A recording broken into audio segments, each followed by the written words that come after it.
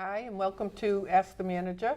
Today we have Bob Holland with us, and Bob is a town meeting member in Precinct 8, and he's retired, so he has all sorts of volunteer-type positions that he's involved with. Besides being a town meeting member, he is a light commissioner, Yeah, one of the commissioners on the Light Commission.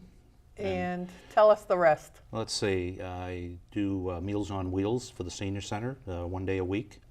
I do the first day today as a senior greeter at the new Shrewsbury High School. I have to refer to it as that because it's just not the same not as your the school. one that I went to. And yet I was sitting beside somebody who had graduated from Beale High School, so it was kind of, it's an interesting entrance up there.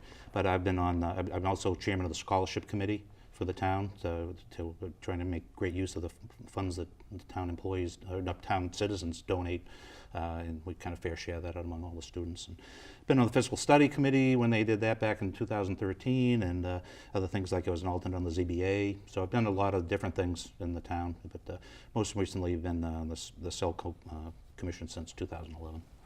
And senior greeter now. And that's right, take great pride in senior greeting. Now, you retired from the Navy. Yeah, my background, I graduated from, the family moved to Shrewsbury in 1964. My dad was the town engineer for 34 years. Everybody knows Ed Holland. Yeah, and then everybody knows my mother, Joan Holland, because she was 30 years at the high school, Yes. the old high school, and/or 30 years down at Renaissance Slant, Fairlawn Liquors, where That's true. down there. So she would knows. So if they don't know my father, they certainly know my mother. That's right. And then anyway, so I graduated in '72 from Shrewsbury, a little right after you, and went under the Navy for 30. Went to the Naval Academy, and then did 30 years in the Navy as a submariner. Early on in my career, I married a young lady from Worcester, and we had three daughters, 2 of which are in the Navy, or were in the Navy. One's still in the Navy, and we came back here in 2004. Moved back to Shrewsbury. But you skipped a couple of things. What did you do in the Navy? I was a submariner, so I was. But you were more than a submariner. Well, yeah, okay. So I was commanding officer of a submarine, and then I was commanding officer of a squadron of submarines, fast attack submarines, and then I was the head HR guy for nuclear program, and then I finished up as professor of naval science at MIT, BU, BC, Harvard. So there was a nice twilight tour to slowly leave. And what was your rank by the time? Captain, full captain, which is a colonel for the Army. Yeah, so it was pretty nice. And then Quite an honor. yeah, so then I did 12 years in commercial nuclear power, of which I got to go to Shanghai, China, to help import some of our technology over there. And then I was in Korea for some transfer of technology. And then finally I was on a flyaway team that was on Fukushima within 2 weeks of the initial stuff way back when. So kind of an exciting life, there. But I reached a point where it's, I had about as much fun as you can have. I wanted to come back and kind of get back to Shrewsbury. My bride and I have 3 of our 4 parents have passed away. My mother's still at Southgate, and so we get to see her, and now just marrying off daughters. Pretty good. And you don't let the grass grow under your feet. My problem, my deal is that I guess it's public service with the Navy is you just make it happen, and I hate to sit around and just vegetate, and especially when there's so many volunteer opportunities. As maybe we can discuss a little bit, as to what the needs of the town are, because I think there's an awful lot of giving and a lot of benefit to the town by a lot of people that would love to be able to probably do it, but they just don't know where to go to ask, or to volunteer their services. Because, but so I'm finding out, and I'm willing to pass that on. Mm-hmm. Pretty good. So do you think it'll be a fast out? You haven't had to say anything yet, and it's so already far, been so good. how long? Okay, why don't we start with our first question? Well, one of the things I know it's one of the big high priorities is the Beale School scenario, and I went to Beale School for 1 day, and then went to the center school. You don't even know where that is because that was in the center. That's long gone. Where the library was. Yeah, where the library's parking lot is. Okay. Anyways, so what's the status of that, and what do we? Yeah, we're nearing the important phase for some critical public input. So. Coming up, actually, this coming Monday, 2 Mondays, September 24th, there's an opportunity to walk through the existing Beale School and take a tour of it from 6 to 7 p.m. There'll be members of school staff in there to greet you, and you can see what the existing conditions are from the nearly 100-year-old building that has provided the town with great value. And then at 7 o'clock, there'll be a public hearing for the schematic design and, provide input to the committee for the rest of the process. So we have wrapped up schematic design drawings, and from there, we'll move into a special town meeting on October 22nd for the borrowing authorization. And that evening, that article will request authorization of a big number, $92 million borrowing authorization, of which the town ultimately would be responsible for about 59 of it. The MSBA is going to give us a grant. So far along, it looks like it would be about $33 million. And then following that, on November 6th at the standing biennial state election, there'll be a separate ballot. So you receive 2 ballots when you go in the door. And it will be for the debt exclusion question for that project. So hopefully 2 thumbs up at each one of those questions that are asked of the community, both town meeting and the general voters. And we will be into the design development phase of the project this coming winter. So the real understanding is that, because in layman's terms, is that this new school is going to be a K through 4. Yep. And that means that I think all the elementary schools will now go to K through 4, because not all of them are that way. That's right. And so the Beal school is not going to be like the old Beal school, where it's kindergarten and 1 first grade or something, That's right? right. Yeah, so it'll be a school for 790 students, and we will.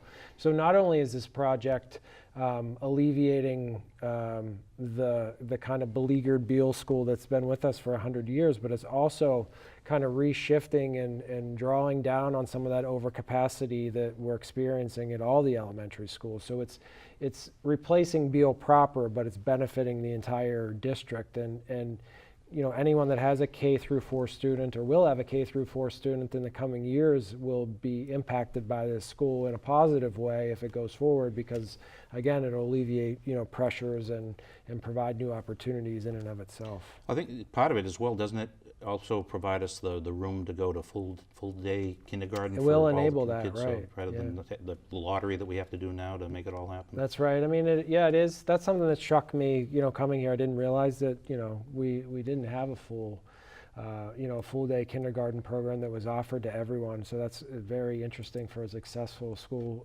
system that we have. But this will afford us that opportunity with, some of that shifting of students among the schools.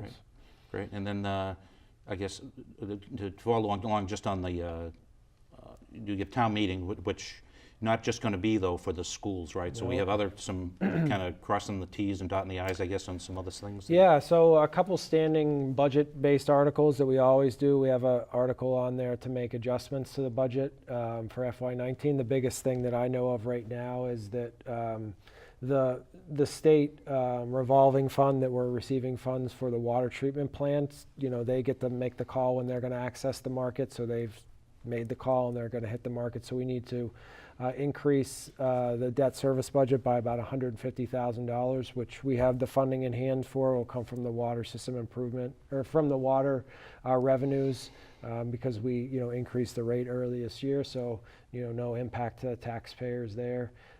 So that's the main thing for the budget. We'll also transfer water funds that come in excess revenues or unexpended, like we always do, into the water system improvement account. And a couple other articles, the Beal project, as you mentioned, and then some cleanup on the zoning articles. There's about 8 zoning articles. I know that it hasn't closed yet, but citizens petitions, I think they get another week to get those in or something like they that. do have Are there any that we know that are coming in? No, not 100% sure on any of them. We have a deadline of September 20th, which is next Wednesday for that, and that will enable us to prepare the warrant for the board signature on the 25th. Okay. And then, Excuse me, going back to water, is there anything that you'd want the public to know about our water in Shrewsbury right now as it stands with all the flushing and pipes being fixed? Yeah, so I mean, we are continuing to work to improve the quality in the system. Starting this week, we began the vacuuming down of the Browning Street holding tank, which is removing minerals and sediment and manganese from the bottom of that, which will improve clarity. We're in this final phase as we're moving towards bringing the new treatment plant online in early October. So once the treatment plant comes online, which we started to send water to it this week, that we will clean and make sure we're properly treating it. It's currently just being put to the sewer right now. But once we have that all worked out, and we're sending water out into the community from the new treatment plant, we're going to do another round of ice pigging. We'll have a very open campaign and provide information to residents about that, getting into the area of Prospect Street and kind of that section of the community that we didn't get to in the past, where we've experienced a lot of water quality issues this summer and in the past. And that ice picking process is targeted to remove all the sediment buildup that's in the lines. So we'll have a clean head end with a new treatment plant. We'll have clean lines, and hopefully that will mean clean, not hopefully, that will mean clean water to the homes. It will mean clean It will, water. yep. And we'll be much more diligent in our flushing than every year thereafter, because that's what it will take. Although there'll be less, sediment and things like that, we have to stay diligent in flushing the lines. Yeah. Yeah, because I guess what they're doing now, I guess at the treatment plant, they're actually developing the biologics, because I guess it's part of that, that's what the water that you're saying is going to the sewer, but that's really, they're flushing it through and developing the beds themselves, so they're ready to bring it on. Yeah, so we're growing that biological agent that will be eating the manganese out of the water and making sure that we get that well established and functioning. And it's a very interesting process that we'll use rather than chemicals, to treat the water. Oh, great. I'll jump back real quick, because there's only one other thing I want to talk about on the schools. Is you mentioned there's going to be 2 ballots on the November 6th on Tuesday. And one thing I just wanted to put a plug in, because I actually volunteered.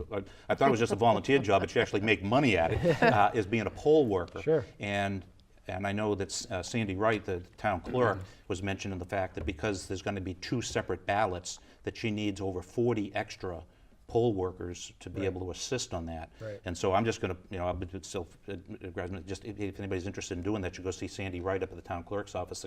It's like 6:15 in the morning till 9 o'clock at night, but you get a break and a bunch of other stuff that's going on. Plus you meet all your friends, because you can ask hopefully what precinct you want to go to. But I just want to put that plug in. I know she's really working. And on top of that, some of the people have been at the polls when I first started voting, so I think some of them want some relief themselves, so probably more than 40 that she needs to bring on the rolls. But anyways, for that. Great. Well, so now we'll go back to the public works, because you started that with the water. I was watching, because I have plenty of time now that I'm retired, I watch all the TV shows, the government shows. I saw there was a plan for sidewalks. There's some sort of master plan. I didn't catch the name of it, but what's going on with sidewalks? We're working on a complete streets plan, which sidewalks are an integral aspect of complete streets. And we are moving through a multi-phase process where with Mass DOT and CMRPC in developing this complete streets plan. And complete streets is really everything that you would think it would be. It's providing for all modes of transportation within the public right-of-way. So sidewalks, bike lanes, motor vehicle traffic lanes, pedestrian crosswalks, etc. So we've developed a policy first and foremost for complete streets, and that has been accepted by Mass DOT. And now we are just moving through the final aspect of the second phase, which is the prioritization. So where should we focus money, because there's money on the other side of the second phase, in making these improvements and developing the complete streets model. The complete streets model is both a carrot and a stick of Mass DOT. So anytime we're developing a new roadway like Main Street, will be complete streets certified or meet all the criteria of a complete street. And so anytime we have a project in the future, since we'll have a prioritization plan and a policy in place, we'll be eligible to receive funding from the state through means of a grant to enable some of those aspects that may be a little bit more costly, but we'll get the benefit from the state grant to cover that cost. So there were a number of projects that have been listed, and we're working through the prioritization process on it. Complete Streets, is not a self-directing program. It will tag along to any other road improvement project that we have, versus, saying we're going to pick a road and do it because it doesn't meet these criteria yet. Just the contrary. As we need to move into a street because it otherwise needs upgraded, we'll use this complete street mindsets and program as we move forward with I it. talked with Jeff Howland, who's he is the town engineer, but he's also now your new director of public works, right? And he had talked about how, I don't know if that's what he's incorporating it, but I know he was talking about Lake Street for next year. It kind of fits that thing from 140, I guess, to Route 9. That's going to, because they've already done the under the piping, and they got to get everything settling. And I mean, some of that soil is so corrupt that it takes a while for it to settle in and whatever. But I guess they're going to pave it and sidewalk and do a lot of stuff on that. And then we got the big thing on. Going on with Main Street, and I know that because of Selco, because we had to move all the 26 telephone pole, or utility poles. They'll shoot me for saying that. The utility poles, and now we're putting in the cable access as well over to the poles. We got the electrical side done, but they're going to put sidewalks, I guess, right? Yep, there'll be sidewalks on Main Street, and that's something that we'll have to work on the maintenance of, especially in the winter. So we'll definitely be keying in on those sidewalks closer to the center of town. It's hard for us to do every sidewalk in the community. We certainly don't have the resources to be able to do that, and we certainly won't be able to cover the entire length of Main Street, but it will be an asset year-round, obviously, for the community, and we'll look to folks along the way and St. John's for help in maintaining those in the wintertime. So when you talk about the state and their Complete Streets program, I'm sitting here trying to understand why, if they're promoting Complete Streets, they didn't put sidewalks, the state didn't put sidewalks from North Row to Maple Ave when they did all their repaving and all their drainage. They're talking on Route 9. On Route 9. On Route 9, yeah. They don't necessarily always follow their own rules. I know, but wouldn't that have been nice? Because there are so many more pedestrians in that area. Right. To me, it would have been logical while they were there and everything was disrupted that they added the sidewalk in.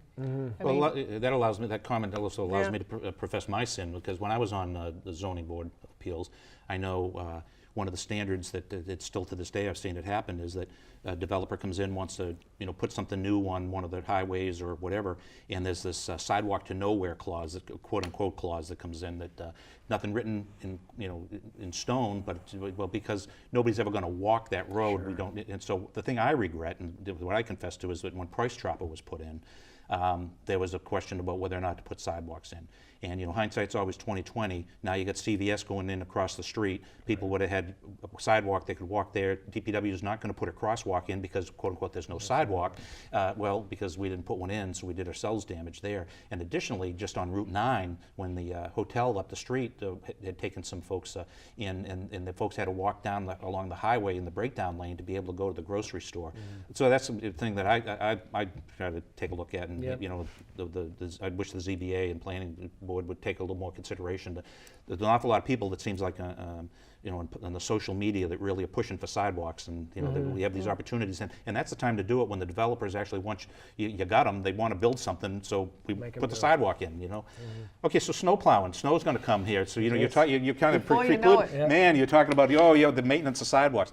What's the ordinance in town here for that makes me have to go out and shovel the sidewalk in my front yard? There isn't one. Oh, good. Yeah. Okay, well, I'm going to tell all those people that come 2 minutes after the last snowflake comes down that I got, I don't have a sidewalk, so I'm just teasing. But I mean, Yeah.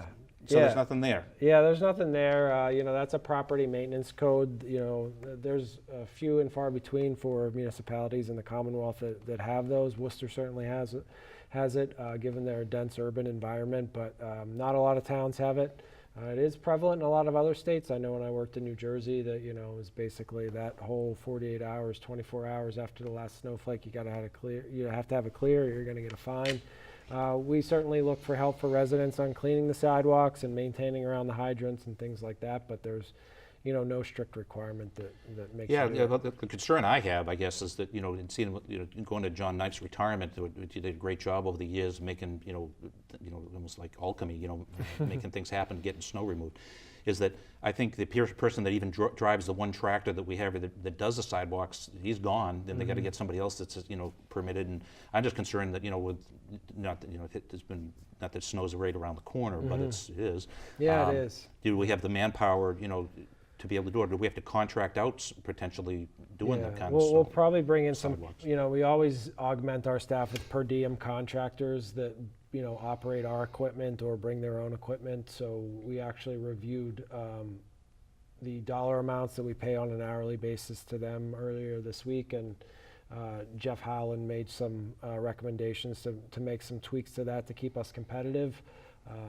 And so we're going to make those changes. And then earlier today, speaking of snow, we got the rock salt bids in, which came in a few bucks less than last year, which we always like to see. They've been on a downward trend, and we were worried that they weren't going to continue that. But we partner with, and actually are the lead managing town with, I think 11 or 12 other communities that all pool our resources together to get one contractor to get that great economy of scale when we purchase rock salt.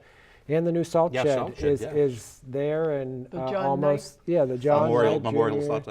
side. Salt shed, and it is about to be full of salt. So we actually had a conversation earlier, Nick Rapecta, who's the highway division manager, and myself, about we have 5,000 tons of storage space in there, and we only ever used to store 2,000, 1 ton or 1,000 in the shed and 1,000 outside the shed. So how do we manage this, and how much do we order up front? It's a good problem to have, to be able to have those resources in place, and we'll with a good price in salt, we'll be able to bring a little bit more in and have it for the winter. And that salt shed is almost all wood pegged, isn't it? So it really, as far as putting the salt in there, it's survive. It's not going to rot away on us all that quick. So that's great. Yeah, it was designed all specifically for that. As far up to the it's a gambrel roof, so it keeps all the salt away from the metal aspects of the building. Well, we talked a lot about your the changes with DPW. You got a new HR director, I guess, coming in. She will be starting. HR coordinator position will be starting on September 17th. I guess that's Monday coming up. We're very excited to have Christina Anderson come on board. She has HR experience with the town of Natick, and she actually came in a few days earlier this week and is joining in with a couple other staff members who are participating in the leadership development program training that's going on at the town hall. So that will be is a long overdue position that will pull a lot of task requirements away from the assistant town manager, Kristen Lass, and allow her to focus on the things that we need her to focus on, and we'll have an expert in the HR realm. Where are you finding office space? Well, so there's no more conference area in the town manager's office. That's what I figured. It's all filled up. So so she'll be sitting in what was the conference room, which started as my office for a few weeks, which Dan left out of whenever he left the position last July. So.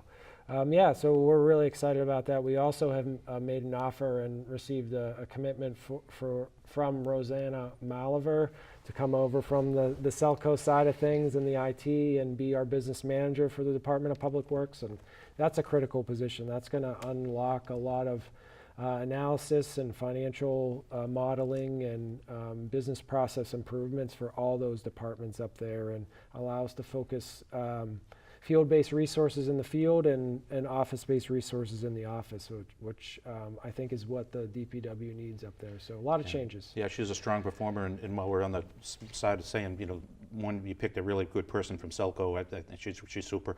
But I think your staff that you've got right now, from Kristen and David and Valerie. I mean, I took one of my high school classmates, Gail Sokolowski, retired. She'd been doing all the stuff behind the scenes for the scholarship committee, and Val didn't miss a beat. She came up to speed, found all the the literature and the requirements, and kept us on the road. So I think well done on the staff that you have there.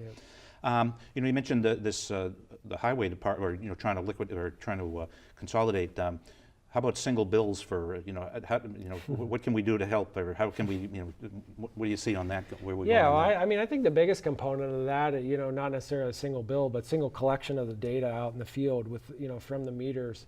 The technology is all the same, right? It's RF based or cell based, whatever it is that we use, from the water meters, from the electric meters, and things like that. So I think there is an opportunity to partner together to collect that data in the field and then split it back up once we get to town hall and put it out on separate bills. I think separate bills probably isn't something that we'd move towards in the near future. I don't know. Yeah, but if we can collect it all with one person, that's, you know, it saves, again, Yep. it saves another FTE Yeah. that they can use somewhere else to potentially drive a snowplow in the winter or something. And our goal is for to be more consistent, like Selco is, and do billing and meter data collection on a monthly basis starting next July 1st. You know, for the water account. So we are on that path. We wanted to take the year, you know, as we rolled the new rate in, and we'll be ready to do that. Now, does the new water rate, there's going to be an add-on as well, isn't this for wastewater coming up? Stormwater. Stormwater in Yep. 2019, is that when that comes into effect? Or? There won't be any thing until fiscal year 20, so Okay. July 1st of 2019. We will. We already have authorization to have the utility. We need to set a fee, and we will establish an enterprise account for the stormwater. So that will be attached onto the sewer bills, will be managed by the sewer commissioners. It's going to be modest. It is another fee. I'm not trying to hide, but you know it will be modest. You know, residential basis. You know, just some numbers we've looked at around, you know, maximum $40 a year or so. So explain that a little more, because I'm sure a lot Sure. of people have questions. So the town is required to manage and ensure proper quality of stormwater. So when it rains, we become responsible for that water that falls down once it contacts impervious surface and then enters into the stormwater grates that are out in the street or go into a detention pond or something like that. So the federal government, through the Environmental Protection Agency, actually requires us to meet standards as it relates to stormwater and what enters our stormwater system and how we clean out those catch basins and remove contaminants from them. You know, obviously all water eventually makes it to a river, stream, ocean along the way, and we are responsible at the head end of that system in the collection of the stormwater to clean it and properly maintain it. So that's not free. It will cost the town, you know, within the next few years, about $2 million a year to be able to maintain that system. We have thousands of stormwater inlets and all the pipes that are connected to them, and then every time, you know, we cross under or go over, or vice versa, Mass DOT stormwater system and collecting water from from 290 or 20 or Route 9, we become responsible for maintaining and funding and making sure that we meet those quality standards of our NIPDs or MS4 permit you may hear talked about. So we have that ability to, the fees will be assessed on impervious surface. So you may think of, your total square footage of your roof. If you have a paved driveway, you'd say, well, there's a lot of discrepancies among homes within the community. So we're trying to balance that and say, single-family homeowners, for the 99% of them are going to pay one flat fee per year. But then whenever we get to our more intense uses, like say a larger commercial development or a retail center that has a lot of parking lot and a lot of roof space, then we'll assess them on a flat fee plus a per square footage assessment. And actually users will, and residents and taxpayers will have the ability to make improvements to their own system and receive abatements on that stormwater. So if they're putting in their own stormwater detention basins under their buildings or under their parking lots that are properly maintained and cleaning the stormwater to prevent it from getting into the town system itself in a dirty state, then we'll actually, they'll be able to apply for abatements and receive some of that money back. Yeah, it's going to require a lot more like street sweeping and even sidewalk sweeping and stuff to get the sand and all the other stuff out right that would normally wash down a catch basin. Yep. So we used to do the, you used to sweep the roads kind of for an aesthetic reason and things like Get that. the salt, sand off at the end in the spring. Now we do that to make sure it doesn't go into the stormwater basin, and we have to actually do it by federal law twice a year instead of just once a year. So before the winter you have to do it? Yeah, before. And then after? Yep, that's right. Plus continually cleaning the catch basins too. Yep. Yeah, we collect tons of material out of those catch basins. Each one builds up with salt, sediment, and other things, and they're all designed to, or most of them are designed. Some of them are old, of course, but designed to be able to separate the the water or the oil and things like that out and keep it maintained. Speaking of that, growing up, people may have used that catch basin to poor, like when they fix cars or things that you just never thought of. Yeah. And today, on occasion, you hear of someone seeing someone do that.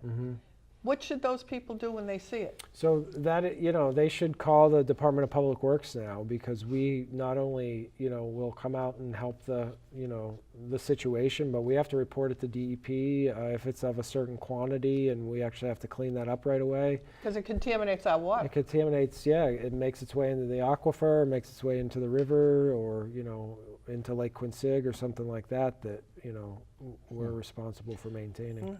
Okay, going back to that single billing sort of thing, Yeah. combining it, how do we make the town smarter? How do we get to be a smart grid, smart city, smart town? Yeah, that's a huge initiative that I'm interested in pursuing, and it's they use the term smart city, as you mentioned, and it's really kind of boils down in some ways the Internet of Things in the public domain. It's how can we use technology and sensors and things like that to help our traffic flows. So we can program a traffic light to both sense vehicles and to have a delay for this lane or that, but how can we get that system to realize what time of the day it is, how many cars are here, what the other street is doing right now, is it free, is it not, and how we should manage that.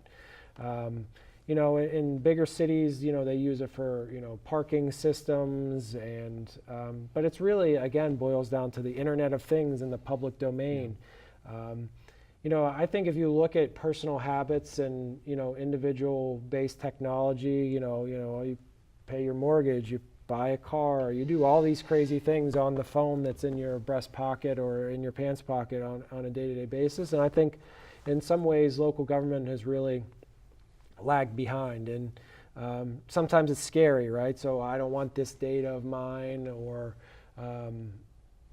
put up into the public domain or something where someone like that could access. But I was talking to a resident, and I forget his name, and that's unfortunate, but he does a lot of work in artificial intelligence, and he told me that when you swipe your debit card, it's analyzed by something like 30 or 40 different systems and points of data to say, who is this, what's going on, should they be doing this, is it consistent with their pattern?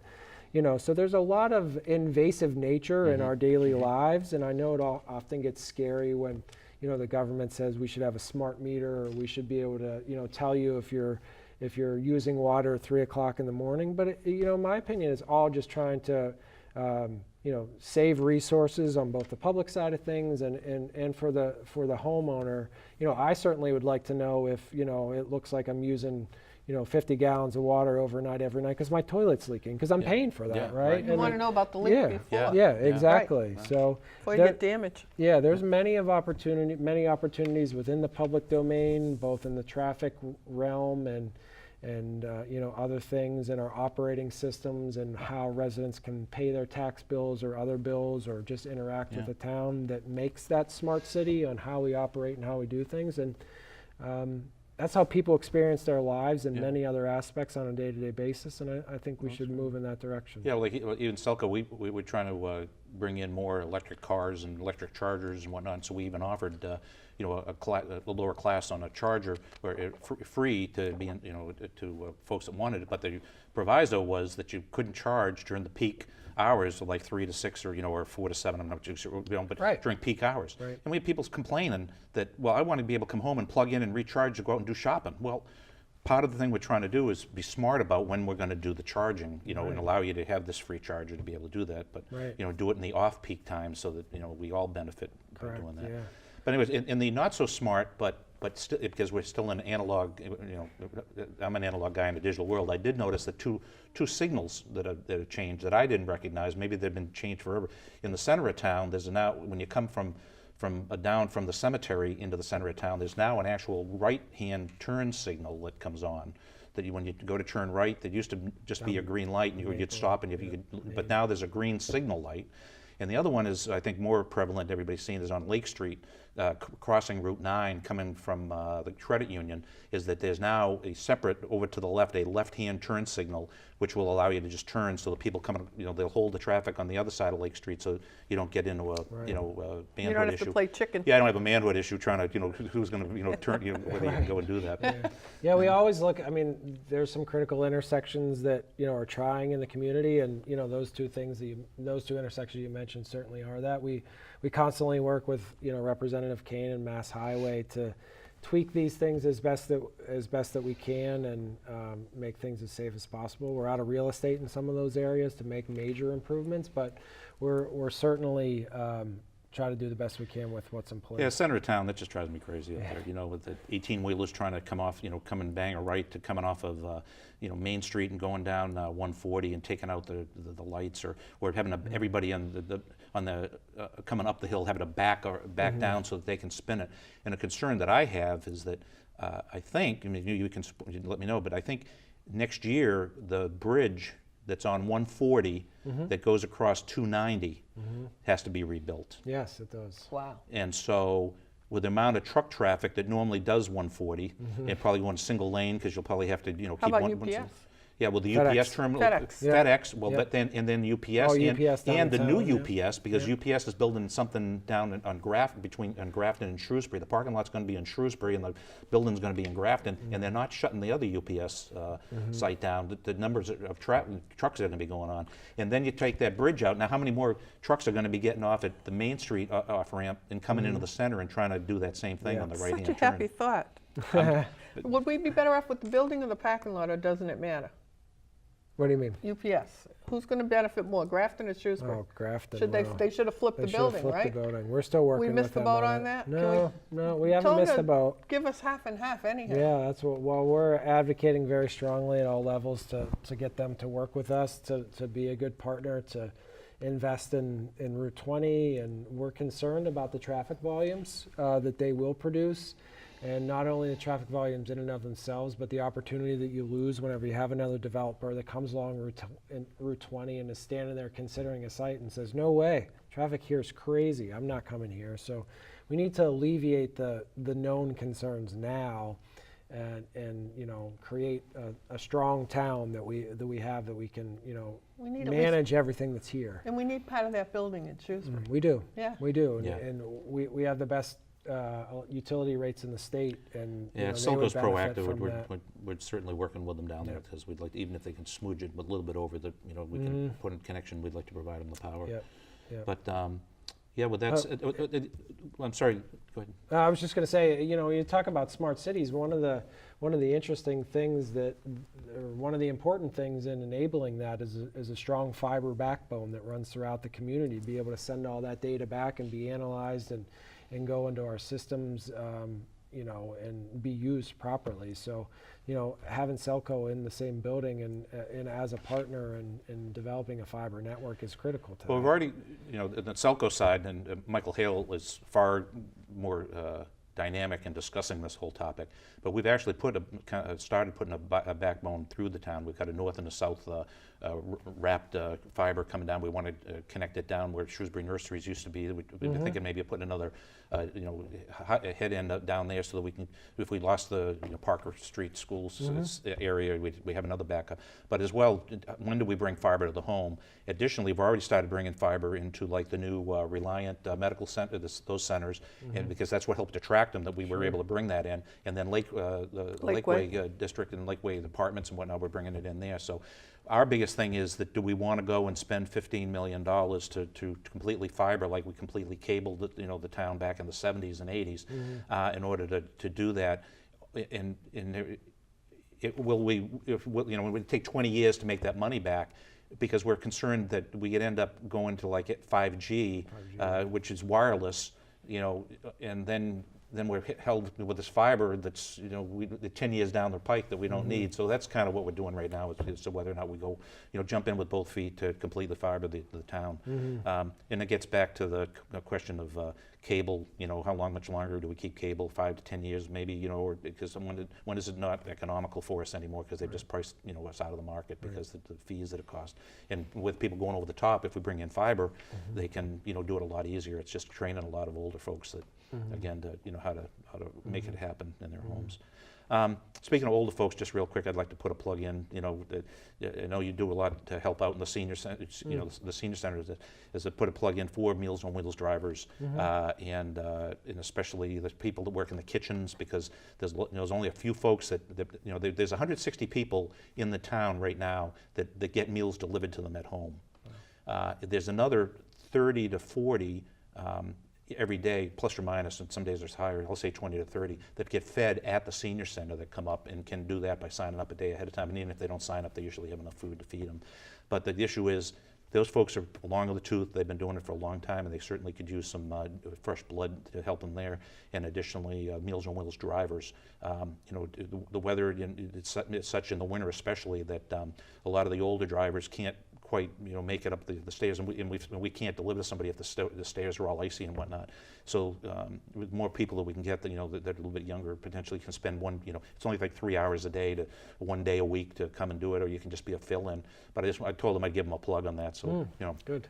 If they can reach out, because Beth Murray, that's up there running the kitchen and making all that happen, working, and Stacy, Lavely, who's the volunteer coordinator, if they reach out to them. So I'm sorry, I'm not asking you anything other than let me use your venue to put a plug in for the senior center. Time's flying by, and I promised that I would talk about the lake. Now, we have this beautiful lake, and it, a boat ramp, and it invites boaters to come on the lake. And what we probably forget about are the people that live on the lake. And they have big concerns over the recklessness of some of the boats, and also the sound from jet skis, the time of day that they're on the lake. Is there anything that can be done to be thoughtful for the people living there? Yeah, I mean, we provide police patrol, and we're thankful that the city of Worcester is reinvesting in their patrol on the lake with their own boat to help police it. It is, the state boat ramp is there. It is a state body of water that everyone can use and access.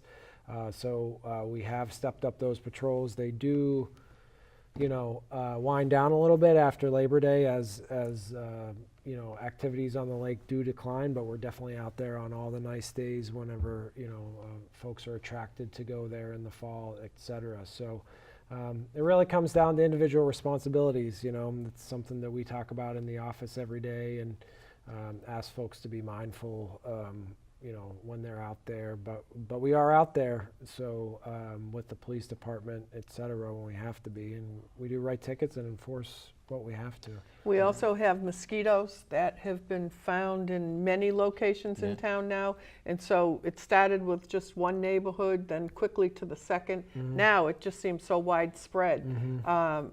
And there's spraying taking place. Will they do the whole town? Will they spray the whole town, or are they going to still just do individual areas? Because it's certainly spreading regardless. So unfortunately, because of the weather that we had this summer and the outbreak that we've had in town and in the rest of the region that's covered by the Central Mass Mosquito Control Program, we are doing targeted spraying only, or that program is doing targeted spraying only. I did receive a notice earlier today that another West Nile infected mosquito. Now, no humans have been in our town. In our town have been diagnosed, but the mosquitoes have. We put traps out to try to monitor them and be able to collect the mosquitoes and see if they are contaminated with West Nile virus. And we recently found today off of Hill Street another one that did have West Nile virus, so we'll be spraying out there on Monday the 17th and notifying those folks. But Couldn't we get them to do the whole town, because it sounds like we've covered all four corners? Yeah, I think like I said, the resources are so thin across the entire region that they're just working on the targeted areas. And so for my advertisement, I just want to say that you can go to the Mass Department of Public Health website and find information about West Nile virus. You can find it on the CDC website, and there's information about what it is and so forth, but the key is don't get bitten by mosquitoes. And so you have to think about the time of day that you're out in your yard, that you wear long sleeves and long pants, that you put a hat on, that you spray, you know, you put on your bug spray and so forth, bug repellent. And those are the things that you can do. Don't have standing water in your yard. So I couldn't let this opportunity go by without reminding people, because West Nile virus is such a dangerous virus to catch, and you don't want to catch it, and you don't want to know anybody that catches it. So that's all I have to say about that. We heard good news on Lyme disease though this summer. I don't know if you guys have heard that, but because of the temperatures and as high as they have been, there's actually less cases, and ticks, Took off the ticks? yeah, aren't able to survive. I don't know if it's the tick themselves or Lyme disease in and of itself, but the numbers are lower this year because of the elevated temperatures. But unfortunately, because of the elevated temperatures and humidity, we have West Nile. So, Hey, my last job had to do with naval reactors for the government up in Saratoga Springs, and we were taking apart a nuclear power plant up there. But cybersecurity on that site was amazing. I mean, you know, there was no cell phones, there was no interaction, no walkie-talkies, nothing. You know, everything was intranet, and that was it. If you wanted to take something out, you had to go, you know, through, and they had to screen it, check it, scan it, and everything else, so they didn't get any viruses in there because of the controls. Cybersecurity for the town. so yeah, it's a emerging, well, it's a growing concern. We've always been concerned about it, and we're doing a lot with Selco's lead. I don't know if a lot of folks know, but the town, kind of in an arm's length way, but less than arm's length way, contracts with Selco for the services. So we share the Chief Information Officer, John Covey, and then we utilize the staff of Selco with IT support members and network support specialists, and we all run off the same integrated backbone town school, Selco. So, you know, I guess the theory behind cyber security always used to be you built a wall around yourself, and then you know, that was good enough. But now, because of the sophistication of what folks can do, it's now important to build walls around individual nodes within your system. So I actually was part of a briefing a couple weeks ago led by Michael Hale and his Selco team, and you know, the school department, and about all the work that we are doing on the network to separate folks out, not allow folks to move into different aspects of our network if they don't need to be there. You know, we have a somewhat complex system where we have a lot of buildings that we have, you know, public Wi-Fi, and then the town's business end of the network, and that in our scenario is connected in with, you know, Selco, because you're you know, internet service provider. So we're talking about it. We're doing a lot of work. We're going to be upgrading some hardware technology and be more diligent with the software systems that we have in place. And it all comes down to the end user, which is the hardest part these days, because you can get in through an email and there can be a lot of destructive. So we're doing a lot of information campaigns with the employees as well. So yeah, I mean, it's a big concern, and you know, I worked for the Chief Information Officer in the Department of Energy whenever I got out of grad school, so I learned a lot about you know, major global networks and how they operate. So it's something that we talk about, the architecture and the security, you know, on a frequent basis now. Yeah, we took a look at it in Selco as far as not just the cybersecurity, but overall, you know, what happens if ISO New England goes down, you know, and we lose all the power. They control all the power that comes into Shrewsbury, other than our solar site and our emergency, our peaking gas turbine and our diesels down by Home Depot. But the issue was, how could we control ourselves? You know, should the whole grid go black, could we, you know, black start ourselves? And that's what we've been taking a look at as well. You know, fortunately, because we do have those emergency generators, we're able to, they can flash their own field, we can bring the power up. Because the solar site, and come to find out, the solar site is, you know, if the rest of the, you know, the New England's AC power goes down, solar site doesn't provide any power. because it has to have AC power to run the inverters that make that activate the the DC power coming out of the solar panel. So I mean, the bottom line is we're taking a look even at how can Shrewsbury, how could we become self-sustaining should there be a long-term blackout? So that kind of stuff, but it could be because of some cybersecurity attack on the complete web and whatever. So Yeah. Speaking of security, when we get our emails and we have the filter that comes through, and you have to choose which emails you want. I don't know the language to tell you. What do you call that? The spam filter? Yeah, the spam filter. Yep. You know what I mean. Yep. So I miss so many sales because I get them a day late. Like it's a one-day sale and it was yesterday. What can we do about We'll that? have to talk to Michael about that. I'm missing sales. your husband's paying us to slow that down. He's so grateful. We say that we don't throttle, but I mean, you're the only house that gets throttled. So then I had one other question related to that, and it went out of my head because I got so wrapped up in what you were saying, so I'll have to think about what it was. That's right. Yeah, the Selco's been taking a look. Oh, I know what we could talk about a little bit is the towns. Once we brought the site on the solar site in there, we're taking a look at the town solar, community solar.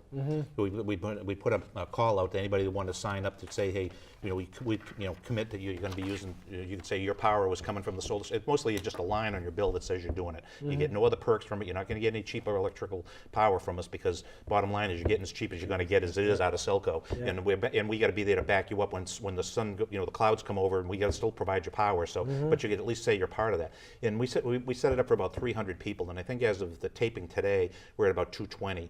And but anybody that's interested in still becoming part of that solar community solar program can certainly contact Jackie Pratt up at at Selco to get your name involved in it. But part of that, the whole program is to help getting back to the original thing we talked about the schools is the LED certification for the school, because we're going to dedicate a certain amount of that power that comes out of the solar site towards the school to help so they can say that it's a savings for the school for electrical power. So anyways, that's what's going on on that side of the house. Yeah.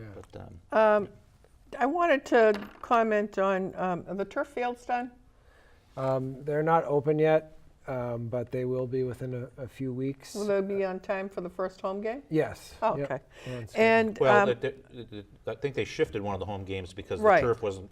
But I think they're going 3 games in, and then they're going to play. right. Right. So the Right. the last So the new weekend schedule, of the month. the right. new schedule, yeah. Right. And then, I just want to give credit to our athletic director, Jason Costa, and then Jeff Lane and his son Jackson. Jeff Lane is, I got to look at the title because it's fancy, Director of Phys Ed and Health and Family Consumer Services. They were painting, just doing it themselves, painting the announcing shed and just contributing by getting that painted and looking nice. So I want to give them credit for that. And then, of course, I can't, the floor parks master plan. Yes. What's going on with that? So we've made a lot of progress, and there was a public hearing on it, I want to say about 2.5 weeks ago, to kind of wrap that up. I'm really happy to report that the plans were mature enough that earlier in the spring, we were able to pull together a proposal, and with the support of Senator Moore and Representative Kane, we were able to secure $1 million through the environmental bond bill, economic development bond bill, to make improvements at Dean Park. Now, that's good news up front. The bond bill actually has to be funded, so it's kind of not a catch-22, but it's really good news that we're in there. We'll be starting to advocate for the funding on that right now. But yeah, I mean, there's the Parks and Rec Commission has done a lot of work on that over the past 18 or so months, and really excited to see some of the proposals that they made and the efficiencies that they gained on our existing parks. Great. Hey, so I don't have a pet, but is there going to be a dog park? I get asked that question a lot. Well, I figured I owed it to Yeah. Somebody. somebody out there. Somebody wants to know. That's once they heard parks, they're perking up. Yeah, exactly. No plans in the near future, but we certainly understand there's a lot of public interest, and if there would be an opportunity, there is a public lands committee that has been established by the Board of Selectmen to look at all the town-owned lands and develop both an inventory and a plan for the future for them, and whether they should be preserved as open space or whether there should be some more active recreation on each and every one of those. So that's something that we're looking forward to the outcome on that. So that may present itself with an opportunity for a dog park potentially in the future. But we've really been focused on the existing parks and what we can do to make them both accessible and more efficient with what we have. So what I was forgetting to ask, are there plans to improve our town website? Yes, it's actually one of the big conversations, and I played a key role in not allowing that to happen last year because we didn't have enough money in the Right. budget to be able to fund that. But it is getting a little bit old.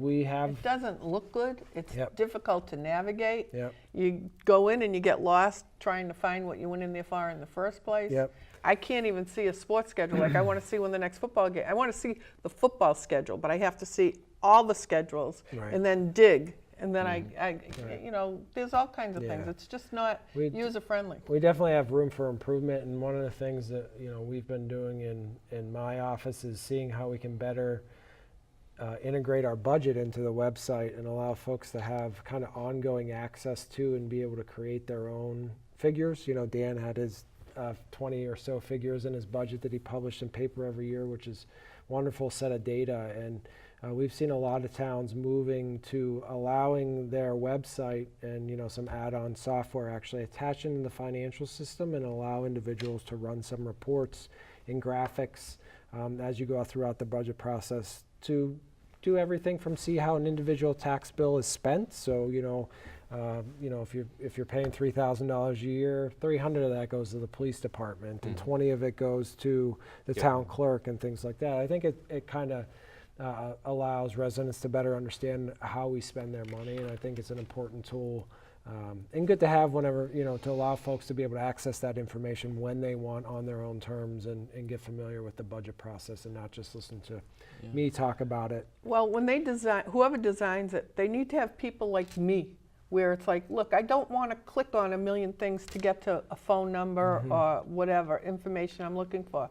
I want to be able to click and click. I don't want to have to do that treasure hunt. That's why you go on Facebook with social media, because on the community access websites that folks have started, there are some of those questions, and there's always somebody sitting at home that thinks nothing better than going in and putting the link on there for that person because they get frustrated like you do, I guess. And I'm not on Facebook. I have no Facebook, and I have no desire to have But how it. does that affect the town? Because people are out there. You get different community channels and accesses there. People are making comments, and you'd like to fight back, but I mean, sometimes not fight back, but at least put the right truth information out there. Yeah, I mean, it is a challenge.